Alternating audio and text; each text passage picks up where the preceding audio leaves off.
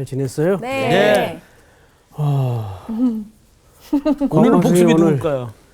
알아맞혀줄 표정이 밝아요. 너무 밝죠? 네. 제가 복습이 아닙니다. 제가 딱 보면 이제 복습 누군지 알아요. 예, 웃음이 긴장돼 있는 어색해. 강기 학생이 오늘 복습이죠? 네. 예. 우리 지난 시간에 정말 많은 내용을 배웠어요. 맞아요. 그럼요. 그래가지고 제가 복습을 계속 하면서 생각이 나는 단어가 계속 근본, 본질이 저는 오히려 계속 마음속에 남더라고요. 왜냐하면 예수님께서 12제자를 세상에 이제 복음을 전파하라고 보내실 때 해주신 말씀을 이제 지난 시간에 배웠는데 그 중에서 이제 첫 번째가 거저받은 만큼 거저주라. 근데 사실 저는 이 말을 그냥 받은 만큼 그냥 줘라. 이렇게 좀 가볍게 생각했었는데 이 거저라는 말이 선물, 은혜라는 말이더라고요. 맞아요. 근데 이 당시에는 사실 은혜, 선물이라는 거는 우리가 그냥 막 주는 게 아니라 저 사람이 받을 만한 자격이 있는지 그리고 주면서 이 사람과 새로운 관계를 맺고 싶은 그런 마음이 있어야 주는 거고 그리고 저 사람한테 주면서 뭔가 대가와 기대를 바라는 마음으로 주는 이 시대였거든요. 그런 의미로 생각해 보니까 예수님께서도 사실 저희에게 선물처럼 오셨잖아요. 그렇죠. 정말 거저. 진짜 우리에게 사실은 이렇게 부족한 저인데 마땅히 받을 만한 자격이 있다 하면서 하나님께서 선물로 주시고 우리에게 진짜로 새로운 관계를 맺고 싶으셔서 초청하시는 마음으로 제자들한테 전하라 하셨는데 사실 계속 근본 본질이 왜 떠올랐냐면 마태와 누가는 아무것도 가지지 말라고 그랬어요. 왜냐면 그 당시에 철학자들이 말씀을 전하면서 막 이렇게 돈도 받듯이 했기 때문에 똑같이 그러고 다니면 그 사람들의 그냥 일부인가 보다라고 사람들이 생각할까 봐 구별되기 위해서 그렇죠. 그렇게 하지 말라고 그랬는데 마가는 유독 지팡이와 신발은 신어라. 보니까 저기 그러니까 출애굽기에서 그 6월절 정말 새로운 시작을 의미하는 그런 6월절의 그 신발과 지팡이를 똑같이 마가는 그런 의미로 썼더라고요. 그렇죠. 그래서 이제 우리 성서학단을 보시는 분들이 그거는 구별해서 잘 이제 읽으실 때 보셨으면 좋겠다라는 생각이 들었고 이제 마무리로 사실 우리가 그렇게 큰 복음과 선물을 받았잖아요. 근데 이 세상에서 제자들과 같이 선교사적인 삶을 살아야 되는데 그때 마지막에 말씀해 주셨던 게 선교사들은 마음에 이런 음악, 노래가 있어야 된다. 정말 흥이 있어야 되고 정말 우리가 감사가 막 절로 나오듯이 흥이 있어야 된다. 그리고 유머가 있어야 된다. 그만큼 마음이 여유롭고 그리고 세상에 막 이런 자극에 반응하지 않는 무관심이 있어야 된다. 무감각이 있어야 된다 하셨잖아요. 무감각이 있어야 된다 하셨잖아요. 그러니까 우리가 사실 그렇게 살아야 되거든요. 맞습니다. 그래서 우리는 그런 존재고 아슈레 아슈레. 이미 복을 그렇지. 받은 그런 존재이기 때문에 그렇게 자라서 살아야 된다. 와. 왜냐면 지난주 내용이 너무 잘했어. 너무 많아. 지난 시간 너무 그거를 많았어요. 다 얘기하고 싶어. 맞아. 하고 싶은데 이게 네, 정리가 맞아요. 안 되네요. 근데 맞아요. 어쨌든 잘했는데. 결론은 우리는 아슈레. 예. 아슈레. 복을 이미 받은 아주 사람. 국가대표급 복습이었어요.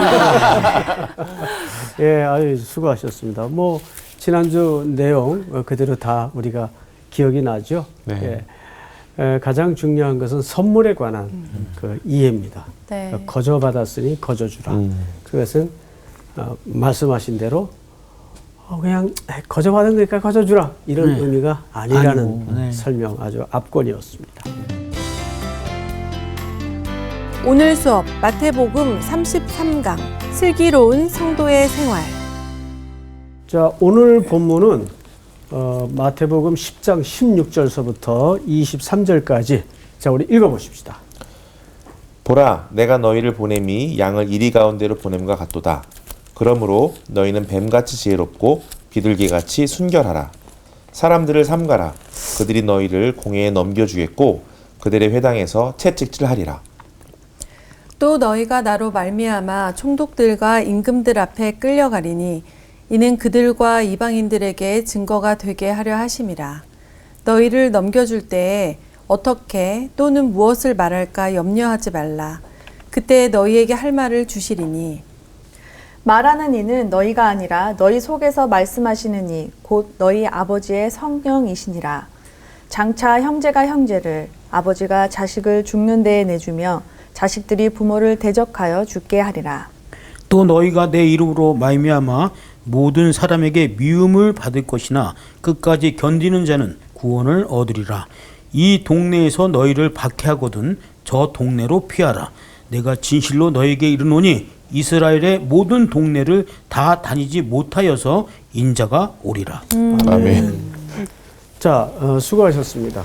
그래서 오늘 첫 번째 우리가 좀 살펴볼 게 뭐냐면 뱀같이 지혜롭고 비둘기같이 순결하라. 16절 말씀이죠. 네. 근데 어떻게 생각하세요? 뱀과 비둘기 너무 상극 아니에요? 네. 그렇죠.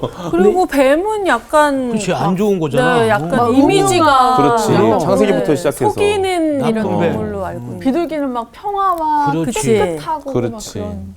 글쎄, 그러니까 제가 물어보잖아요. 이상해요. 이상하지 않냐고. 이상해요. 이상해요. 여러분들의 그 궁금증을 통해서 네. 또 우리 시청자들도 동일한 생각을 가질 거란 말이에요. 맞아. 뱀이 지혜롭다는 건 진짜 성경에서밖에 못 본 것 같아요. 뱀이 지혜롭죠. 지혜로워요? 자, 투덜대지 말고. 자, 뱀의 이미지. 두 번째, 비둘기.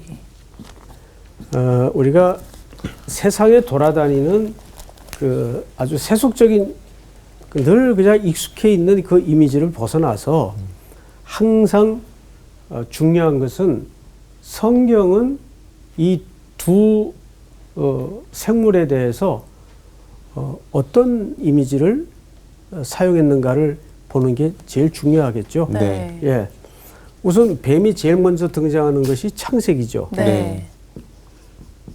사실 그게 제일 크죠. 우리에게 그것 주는 때문에 이미지가. 이미지가 그렇지. 비둘기는 비둘기는 그 노아의 방주. 노아의 방주. 네.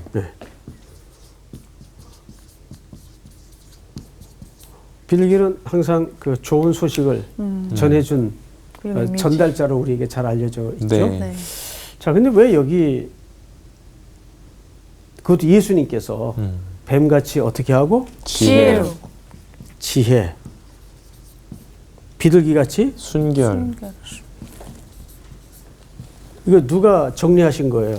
예수님. 예수님. 예수님이 정리하신 거예요. 네. 이 둘을 어떻게 조화시킬 수 있을까? 하나는 버리고 하나는 취하라가 아니라 둘 다. 둘 다. 네. 취하라 그 말이에요.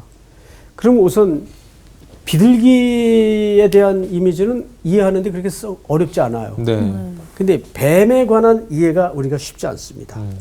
뱀은 우리들에게 어떤 존재인가 하면 민첩하고 또 하나는 어떤 이미지가 있을까요? 민감해요. 항상 아주 센시티브하고 네. 또 민첩해요. 그러니까 두 가지예요. 뱀에게 갖는 이미지는 민첩하고 민감하다. 근데 비둘기는 성경의 아가서 같은 데 보면은 어떤 이미지를 갖고 있는가 하면 순결, 신부, 이스라엘 이런 이미지를 갖고 있어요. 이건 곧 오늘날로 치자면 누구를 묘사하고 싶었던 걸까요? 우리. 그렇죠. 성도죠. 네. 이제 조금씩 좁혀가는 겁니다. 네. 이 전혀 어울릴 것 같지 않은 이 두 집단을 왜 예수님은 이렇게 명령하듯이 뱀같이 지혜롭고 비둘기같이 순결하라고 했을까? 그러면 순결이라는 이미지가 뭐예요, 상훈 학생? 하여튼 깨끗하다 생각할 때는 뭐 깨끗하다. 네, 예, 깨끗하고 뭐 그런 쪽이죠. 근데 저 이미지를 주로 어느 집단에 많이 쓰죠? 어린이? 어느 집단이요? 어린아이? 어린아이? 어린아이가 순결합니까? 처녀? 아니죠. 신부. 신부. 신부. 예, 순결한 신부. 아, 신부. 그리고 거기서 말하는 순결의 의미는 뭐예요? 신랑을 기다리는 신부의 어떤 신부의 상대 개념이 신랑이죠. 네. 그러면 신부가 순결하다는 건 어떤 상태를 얘기하는 걸까요? 그 사람한테 아유, 완전 참 집중되는 방송에서 거. 얘기를 해야 되나? 아니 뭐 이상하게 얘기하려고 아니. 뭘 얘기하는데 방송용이 아니야? 아직 첫날 밤을 보내지 않은. 아 정말 그럴 줄 알았다. 그래. 저기 우리 수희 학생이 얘기해 보세요. 그냥 이게 신부가 순결하다라고 하는 거는 시선이 여러 곳에 가 있지 않고 그치, 오직 오직 그 신랑. 신랑한테만 딱 가 있는 거죠. 그렇지 그 얘기를 내가 하고 뭐 있어. 첫날 첫날밤 나올 때부터 알아봤어요. 그러니까 신부가 순결하다는 것은 첫날밤이 아니고 오로지 신랑만 신랑만 바라는 태도를 얘기하는 네. 거예요. 무슨 소리인지 알겠어요? 네. 다시요. 신부가 순결하다는 것은 네. 그런 물리적인 순결도 물론 의미가 있지만 우리 성도들에게 순결의 의미는 신랑이신 그리스도께만 집중하는 집중하는 삶의 태도를 태도. 얘기하는 거예요. 그렇죠. 그러면 얘기한 김에 네. 그게 민첩과 민감과 무슨 연관성이 있는지 솔솔 와요. 연결고리가 아. 와요 안 와요? 와야 되는. 그렇죠. 너와 나 네. 연결고. 와야 될 텐데. 와야 되지. 그러니까 예, 그거죠. 이제 신랑을 기다리는 거잖아. 그렇지. 신랑만 바라보고 있잖아. 그러니까 그렇지. 그 신랑이 원하는 것. 그거 아닌 것 같고 아니. 오히려 반대로 아니지. 신랑이 오는 외부로 악으로부터의 이런 민감함 그렇지. 좀 그렇지. 찝쩍거리는 것들 다 네, 민감하게 사실은 두 쳐내고. 분 다 얘기가 섞어져야 돼요. 맞아요. 자, 합체! 무슨 얘기냐면 예수님이 이렇게 극단의 집단을 통해서 우리 성도들의 삶의 길을 제시한 이유는 뭐냐면 방금 말씀하신 대로 순결이라는 것은 생물학적인 순결만을 얘기하는 게 아니라 오로지 어떤 경우에도 신랑만 또는 신랑은 신부만 집중하는 태도를 얘기하는데 그것이 민감해 있고 민첩해야 된다 그 말이에요. 네. 이거를 신랑을 바라봐야 되나 말아야 돼 이러면 되겠어요? 안 되죠. 안 되지. 네. 이거를 옆집 아저씨하고 의논을 할까? 이러면 되겠어요? 안 이미 되지. 순결해서 떠났다 거기는. 오로지 민첩하게 누구만 즉각적으로 삶의 모든 영역에서 누구만 신랑만 이건 우리 신랑이 밖에는 답이 없어. 이게 순결한 태도 아니에요. 네.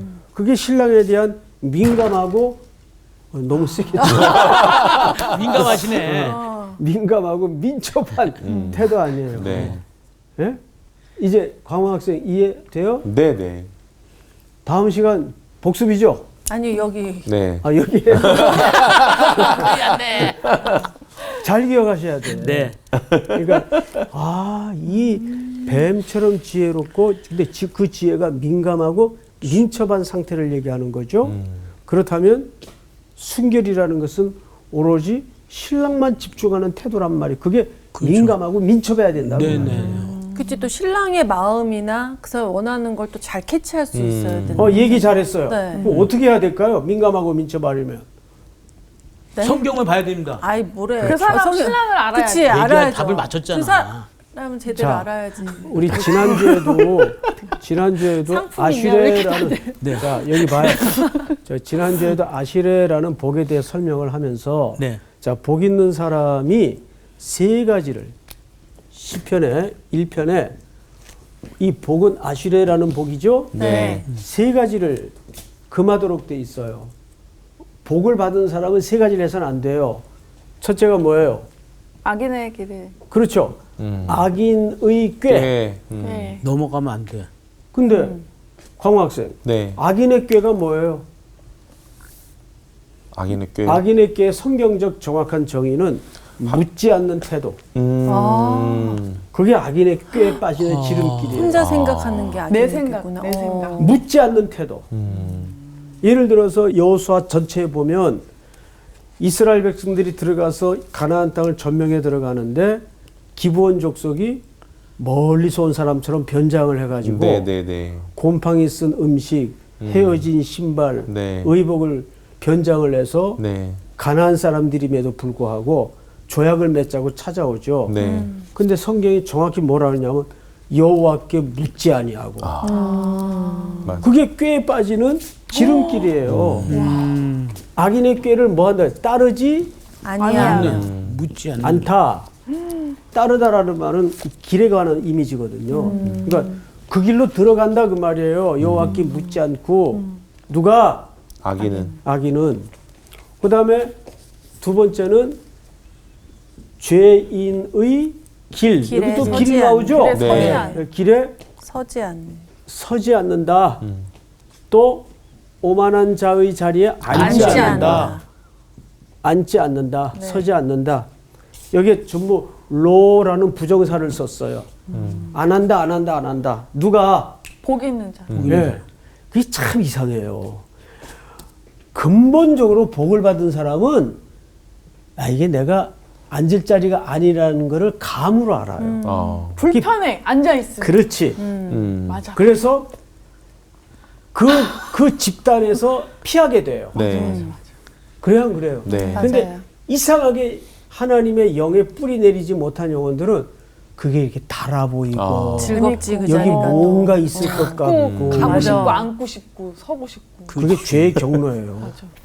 그 길로 들어가고 싶고 거기 서 있게 되고 서 있다 보면 앉게 되죠. 네. 맞아요. 이게 누구의 전형적인 길인가 하면 자구와. 이게 아브라함의 조카 롯의 길이에요. 네. 여러분 보세요. 롯이 창세기 13장에서 소돔과 고모라를 딱 보고는 여호와의 동산 같고 애굽 땅과 같았더라. 네. 너무 부유하고 이러니까. 그러니까 야 여기 보니까 이게 하나님이 주신 복이다. 네. 이렇게 이해를 한 거예요. 그래서 글로 옮겨요. 그 길로 들어가는 거예요. 네. 그런데 처음에는 그 근처에 딱 텐트를 쳐요. 장막을 쳐요. 네. 소돔까지 이르렀더라 이렇게 돼 있어요. 그건 들어갔다는 얘기가 아니에요. 그 길로 가기만 한 거예요. 근데 14장 넘어가니까 들어갔죠. 이미 들어가 살고 있어요. 네. He was living in Sodom 이렇게 돼 있어요. 그 이미 거기 들어가 살고 있는 거예요. 근데 19장쯤 가니까 성문에 앉아 있어요. 그럼 고대인들이 성문에 앉을 때는 어떤 자만 앉아 있어요? 유지들. 네. 성문에 앉아 있는 사람은 재판관, 네. 유지들만 앉아 있는 거예요. 성공했어요, 안 했어요? 성공했죠. 성공했는데 베드로 사도가 롯의 일생을 딱 한 줄로 평가했죠. 불법한 자들의 음란한 행실을 보고 들음으로 심령이 상하니라. 행복하지 않았다는 얘기예요. 네. 행복하지 않았어요. 그 높은 자리, 좋은 집, 좋은 자동차, 그리고 좋은 지위에 올라 살게 되었는데 속은 푹푹 썩고 있었던 거예요. 이게 하나님을 떠났던 백성들이 가는 전형적인 길이에요. 이게 어디서부터 이게 출발이 되죠? 하나님께 묻지 않는 태도예요. 네. 그러면 신랑께 민감해 있고 민첩해 있으려면 방금 말한 대로 어떻게 하고 있어야 돼요? 말씀 안에. 주야로 묵상. 여호와의 묵상. 율법을 그게 시편의 얘기 아니에요. 네. 그러니까 시편 1편은 시편 전체를 여는 대문 같은 위치에 있는 거죠. 네. 그래서 시편 1편은 가능하면 외우세요. 네. 주야로 주야로 묵상. 여호와의 율법을 묵상하는 자로다. 묵상. 여기서 묵상이라는 말은 히브리 말로 가라는 말을 쓰는데 하. 이 말은 두 가지 의미가 있어요. 첫 번째가 으르렁거린다. 으르렁거린다. 뭐 이런 노래 가사도 있더라고요. 예. 있어요. 우르렁. 두 번째는 드르렁 반추하다. 반추하다. 뭐? 반추라는 말은 되새김질을 얘기하는 네, 네. 거죠. 네, 네. 이게 무슨 뜻인가 하면 이 하가라는 히브리 말은 두 가지 개념이 엎어진 거예요. 자, 짐승은 사람도 똑같지만 배가 고프면 잠을 못 자요. 그래서 먹잇감을 찾아 어슬렁거리는 하이에나처럼. 하이에나처럼 예? 온 들녘을 하얗게 네. 헤매요. 네. 그러다가 어느 한 밤 경점에 으르렁거리면서 돌아다니다가 먹잇감을 딱 물면 이제 그걸 넘겨서 소처럼 반출을 하는 태도. 넓적한 맷돌 같은 어금니에다 올려서 우물을 맛보고 뜯어보고 씹어보고. 이게 과연 그러한가. 근데 여러분 영화도 그렇잖아요. 영화도 보면 내가 20대 때 봤던 영화를 맞아. 50대 때 보는 거하고 60대 때 보는 거하고 달라요. 의미가 같을까요? 너무 다르죠. 다르죠. 다르고 또 못 봤던 장면이 같은데, 보일 때도 있어요. 맞아. 그럼. 네, 계속 보다 성경도 보면. 그렇잖아. 맞아, 읽는데 맞아. 이런 내용이 있었어. 뭐 이런 게 있더라고. 제가 참 그 한 4번 정도 봤던 영화가 진짜 재밌네. 포레스트 검프라는 아, 정말 좋죠. IQ 75짜리의 그 다리 불편한 험난한 인생을 그린 영화인데 제가 젊을 때 그 영화를 봤을 때는 그 포레스트 검프의 그 특징이 뭐예요? 다리가 달리기고. 불편한데 달리기. 그 친구가 신고 다니는 양복을 입어도 그 신발을 신고 다니는데 흙 묻은 운동화 그걸 신고 다녀요. 아, 네. 그러면 제가 젊을 때 그 친구가 양복을 입은 채 흙 묻은 운동화를 봤을 때는 에이, IQ 75짜리 차림이 저렇지 뭐 이렇게 봤단 말이에요. 네. 그런데 어느 날 50대 그 영화를 보면 어떻게 봤을까요? 얼마나 힘들었을까? 얼마나 힘들었을까? 저 불편한 다리로 연약한 이해도를 가지고 험난한 인생을 살아내기에 그 흙묻은 운동화가 모든 걸 설명하잖아요. 그렇죠. 이렇게 달라져요. 맞아요. 근데 하물며 지난주에 이어서 또 하물며 네. 우리 하물며. 하나님의 말씀은 얼마나 곱씹을수록 우리에게 새로운 은혜를 주는지 몰라요. 네. 그래서 에레미야 애가 3장에 보면 뭐라 그랬어요? 성경이 주의 인자와 자비와 긍휼이 무궁하심으로 아침마다 새롭다 그랬어요. 아침마다. 이해가 됩니까? 네. 네. 그러니까 저희도 성수학당 그렇게 오래 해도 매번 새로운 얘기 그렇지. 듣는 것 같고 뭐 그래요. 그렇더라고요. 그래요. 그건 따로 뒤에 가서 하는 얘기고. 자, 어쨌든 이 묵상이라는 말은 여호와의 율법을 주야로 묵상하는 자만이 다시. 어떻게 할 수 있어요? 하나님께 민첩하고 네. 신랑을 정확히 기다릴 수 있는 거. 네. 근데 여러분 사탄은 우리 인생길에 사실 뭘 제일 헷갈리게 하는지 아세요? 뭘 제일 헷갈리게 할까요? 상원 학생. 복음을 헷갈려요. 희석시킵니다. 그래서 희석이 됐어요? 안 됐죠. 헷갈리게. 길입니다. 길. 아, 그렇죠. 길. 그래서 성경에는 길의 이미지가 굉장히 많이 나와요. 그래요, 안 그래요? 네. 여러분 1944년 12월 16일부터 1945년 1월까지 그러니까 이 기간이 봄, 여름, 얼마 안 가을, 됐는데. 겨울 중 어느 기간이었을 겨울. 거예요? 겨울. 요즘 같은 추운 겨울 유럽의 또 겨울이 얼마나 춥습니까? 네. 이때가 무슨 기간이에요? 전쟁. 그렇죠. 2차 세계대전 말기예요. 네. 45년에 2차 세계대전이 맞춰졌으니까 이제 거의 끝날 무렵이고 이제 연합군은 이제 거의 승세를 굳혔어요. 네. 네. 그리고 성탄절도 앞에 와 있고 네. 그러니까 조금 마음을 늦추고 느슨해졌죠.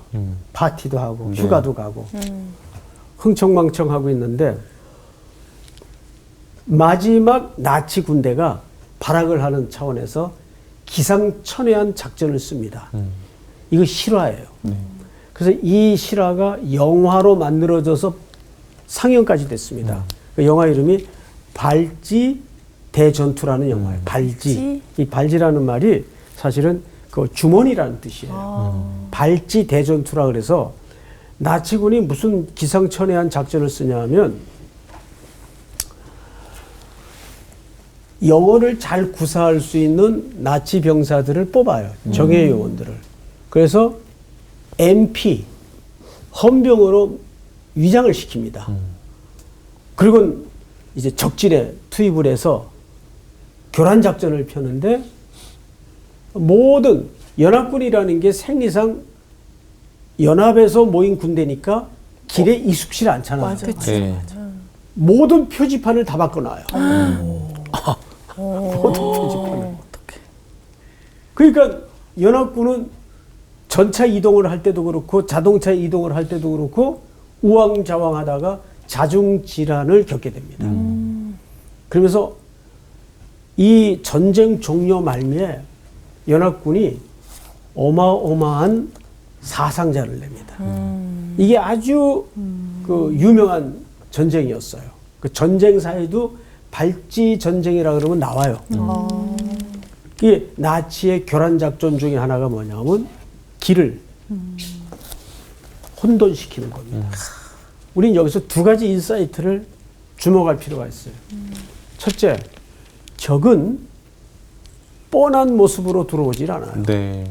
첫째는 비슷하게 꾸며요. 그렇죠. 미군 군복을 입히고 영어를 쓰고. 여러분 주변에 그 이단들을 보면 전부 십자가 얘기하고 교회 얘기하고 성경 네. 얘기하고. 직책도 목사 얘기하고 성경만 믿고. 네. 이 제일 무서운 이단이 성경만 믿는 이단이에요. 이 참 어폐가 있는데. 그러니까 전부 비슷하잖아요. 그러니까 길을 헷갈리게 만드는 거예요. 뭐 이런 거죠. 청년들이 속는 게 뭐냐면, 야, 여기 정상만 올라가면 되지. 신림동 쪽으로 가든 관악 쪽으로 가든 뭐 과천 쪽으로 가든 그게 무슨 상관이냐. 네. 어차피 정상에서 만나면 되는 거지. 그러니까 왜 꼭 예수만 길이라고 생각하냐. 그런 논리가 어디 있냐. 그러니까 사실 이 설명이 훨씬 합리적이란 말이에요. 그래요, 안 그래요? 그러니까 청년들은 그럴듯하거든요. 맞아. 기독교는 너무 배타적이야. 뭐 어차피 정상에 올라가서 진리와 만나면 되는 거지. 그렇죠. 근데 이걸 아셔야 돼요. 이게 논리적이냐 합리적이냐가 중요한 게 아니에요. 성경이 말했는가가 중요한 거죠. 네. 그래요, 안 그래요? 네. 근데 결국 기독교는 배타성을 가질 수밖에 없어요. 그리스도만이 길이기 때문에. 네. 그래서 말세가 가까울수록 사탄은 길을 헷갈리게 만들어요. 근데 그 전략이 늘 뻔한 모습으로 뿔 달린 모습으로 들어오는 게 아니라는 거예요. 항상 비슷한 차림으로 들어온다는데 어려움이 있는 거예요. 네. 자, 성경을 다시 보십시다. 이제 뱀같이 지혜롭고 비둘기같이 순결하라는 말의 의미를 아시겠죠? 네. 자, 이제 두 번째로 17절을 보세요. 사람들을 삼가라. 삼가라. 그들이 너희를 어디에 넘겨주겠고? 공회에 넘겨. 자, 여기 공회라는 말은 어디를 얘기하는 걸까요? 공회. 유대인의 법정. 이 공회라는 말은 복수로 쓰느냐 단수로 쓰느냐에 따라서 달라요. 사내들인 공회라는 말 들어보셨죠? 네. 그것을 표시할 때는 단수로 써요. 근데 여기에는 복수를 썼어요. 이 복수를 쓰는 것은 무슨 뜻인가 하면 지방에 산재되어 있는 여러 공회들. 법정들, 지방 법정들을 얘기하는 겁니다.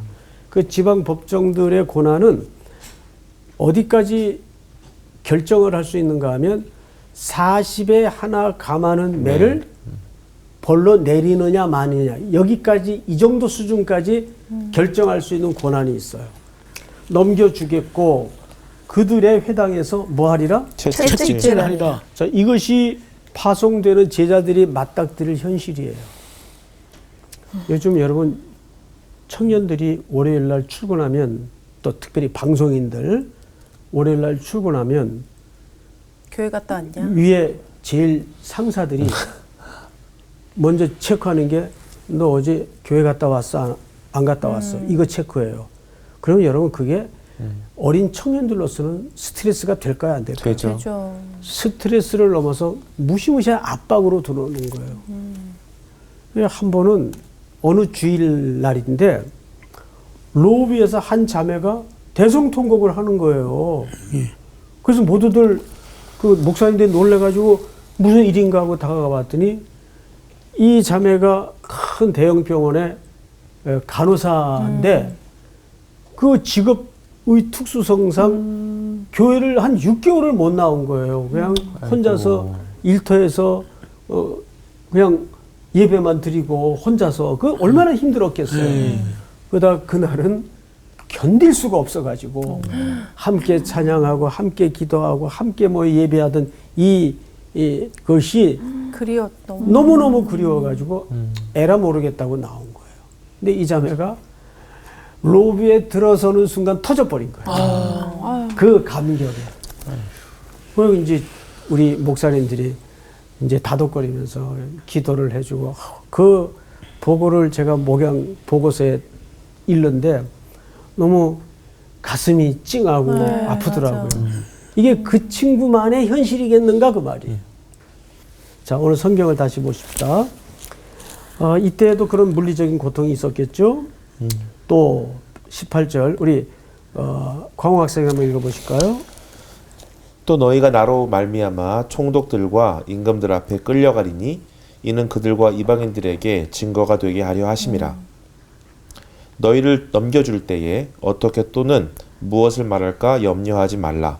그때에 너희에게 할 말을 주시리니. 20절은 같이 한번 읽읍시다. 시작. 말하는 이는 너희가 아니라 너희 속에서 말씀하시는 이 곧 너희 아버지의 성령이시니라. 네.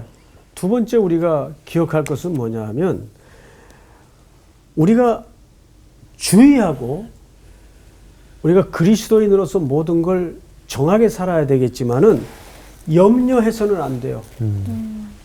여기 놀랍게도 그렇게 끌려가서 고초를 받고 있는 것은 그들에게 복음이 증거되게 하기 위해서 라는 것이 성경의 정의예요. 네.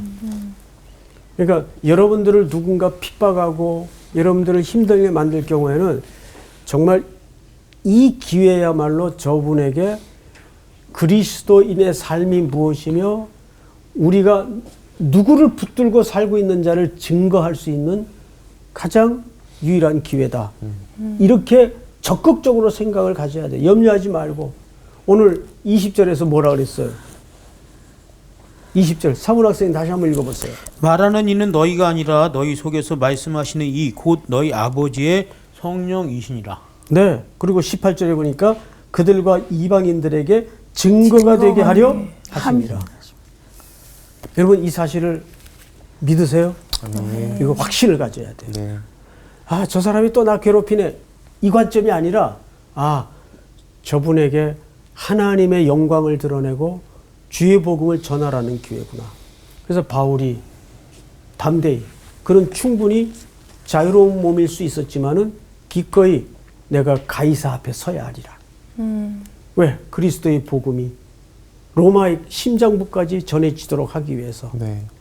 자기를 가이사 앞에 세워달라고 상소를 하지 않습니까? 황제 앞에 상소한 것은 취소가 될 수 없어요. 그래서 결국은 그는 로마로 입성하게 됩니다. 그러니까 적어도 그런 사람을 성경은 뭐라고 얘기를 하냐 하면 세상이 감당하지 못했던 사람. 멋지잖아요. 네. 네. 그러니까 사람 몸도 그런 것 같아요. 면역력이 세면 5만 병이 들어왔다가도 얘는 안 되겠다 그러고 나가요. 진짜. 네. 이제 얘는 안 되겠다 그러고 나가버려요. 그러니까 항상 이 면역력, 이 신앙의 면역력이 좀 있어요. 네.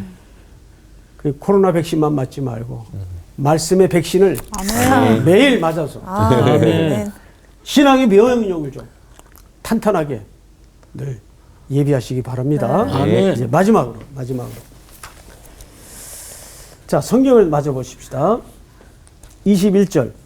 장차 형제가 형제를 아버지가 자식을 죽이는데 내주며 자식들이 부모를 대적하여 죽게 하리라. 우리 22절 다 같이 시작. 또 너희가 내 이름으로 말미암아 모든 사람에게 미움을 받을 것이나 끝까지 견디는 자는 구원을 얻으리라. 자, 마지막 세 번째가 뭐냐면 끝까지 견디는 자. 끝까지 견딘다는 말이 무슨 뜻일까요? 이게 정말 결론만큼 중요한 얘기입니다. 끝까지라는 개념과 견딘다는 개념이 달라요. 이건 구분해서 분리해서 이해를 가져야 되는데 이 견딘다라는 말은 머물러 있다라는 뜻입니다. 자, 그러면 생각을 해보세요. 우리가 이제 뭐 운동 같은 거 할 때도 보면은 상대방이 힘을 쓰면 내가 밀리지 않으려면 어떻게 해야 돼요? 떠밀리지 않으려면. 버티고 있어요. 예. 그냥 거기에 가만히 서 있다고 내가 떠밀리지 않을까요? 애써야죠. 분투하고 네. 힘을 주고 네. 계속해서 내적인 쟁투가 반복이 돼야 떠밀리지 않을 수 있어요. 네. 물에 떠 있는 오리가 거기 물 위에 그대로 머물러 있으려면 그냥 겉으로 보기에는 우아해 보이고 그냥 아무것도 안 하는 것 같지만 그 물 밑에서는 열심히 뭐 하고 있어요. 다리 네. 물질을 하고 있어요. 네. 정확히 그 개념이에요. 견디다. 그러니까 여러분 우리가 일상에서 뭐 자꾸 대단하고 엄청난 거 하려고 그러지 마세요. 지금 주부는 주부로서 그 자리에서 견디는 싸움이 엄청난 전쟁인 걸 시청자들은 좀 아셔야 돼요. 네. 뭐 집에 있으면서 집안 꼴이 왜 이래 이런 말 하면 안 돼요. 예? 그 집안에 흔적도 없는 그 수고를 나는 그 주부들이 그거를 평생 해야 돼요. 맞아요. 티도 안 나는 일을. 그게 어디 쉽다고 생각하세요, 여러분? 아니죠. 그러니까 정말 어려운 건 뭐냐면 티도 안 나는 일을 계속하고. 매일 똑같은 자리에서 해야 돼. 그래서 제가 한 번은 싱 어게인이라는 그 오디션 프로를 보고 있는데 좋아합니다. 거기 진짜 보면요. 정말. 그 참가한 자들이 눈물 나. 정말 세상 말로 똘끼가 충하는 네. 친구들이 너무 많아요. 근데 심사위원 하나가 한 친구를 유심히 보다가 당신의 똘끼가 뭔지 아냐? 본인 잘 몰라요. 본인은 잘 몰라요. 그래서 정말 눈물겨운 얘기를 해주는 거예요. 너의 똘끼는 성실성이다. 성실함. 성실함. 너의 똘끼는 성실합니다. 엄청난 연습을 하는 친구. 네네. 그 무명의 가수가 따라잡을 수가 없지. 빛도 없이 이름도 없이 그 꿈 하나를 위해서 알아주던 안 네. 알아주던 그 작업을 하는 거예요. 그러니까 너의 똘끼는 성실성이다. 네. 오늘 수업 끝. 와, 감사합니다. 진짜 실력은 성실함이야. 맞아. 그게 제일 중요한 것 같아요. 근데 그치, 성실한데 참 성실하게 우리가 매일 주야로 묵상하며 살고 있느냐. 그렇지. 하나님의 말씀을 놓지 않고 그렇게 살고 있느냐. 맞아. 그게 문제인 거죠. 사실 그 그렇죠. 자리에 계속 머물고 견디려면은 계속 그렇게 성실함으로 계속 말씀도 그렇지. 근데 이 보고 버틸 해야 수 있는 되는데. 힘이 사실 말씀에서 나오는 건데 말씀을 우리가 읽거나 이렇게 마음에 담지 않으면은 그 공격을 막고 우리가 버틸 수 있는 힘이 없을 것 바로 같아요. 맞아요. 읽어야죠. 아 근데 읽으시잖아요. 네. 어느 뭐 시를 쓰시는 분이신데 그분이 참 내가 좀 감동적이었던 건 뭐냐면 눈이 내리면 사람들은 운전하는 사람들 또 미끄럽겠네 교통 상황에 조심했네 늦게 도착하겠네 뭐 이런 걸 걱정하는데 눈이 오면 그냥 그 자리에서 멈춰서 하나님이 나를 위해서 축복을 쏴주시는 거예요. 축복. 그러니까 축복. 네, 축복 쏴주고 그러니까 그렇게 설명을 하시는 거예요. 그러니까 그 우리의 시선이 사실은 어떻게 하느냐에 따라서 맞아요. 이게 그럼요. 하나님의 사랑인데 이거를 갖다가 똑같은 그 사랑을 받고 있으면서도 이 힘든 상황에서 내가 이거를 힘들게 바라보면 힘들어지거든. 근데 그렇지만 이게 하나님의 사랑이다 생각하면 살아날 수가 있는 거예요. 앞으로 지켜보겠습니다. 그러니까요. 모든 상황이 어떻게 반응하는지. 똘끼가 있어. 성실하다. 맞아요. 우리가 악인의 까귀에 빠지지 말고 길에서 이탈하지 말고 잘 갈 수 있으면 좋겠어요. 다른 길을 잘 찾아갑시다. 우리 네. 다음 주는 말씀 좀 열심히 한번. 좋습니다. 아멘. 예, 복습도 기대돼요.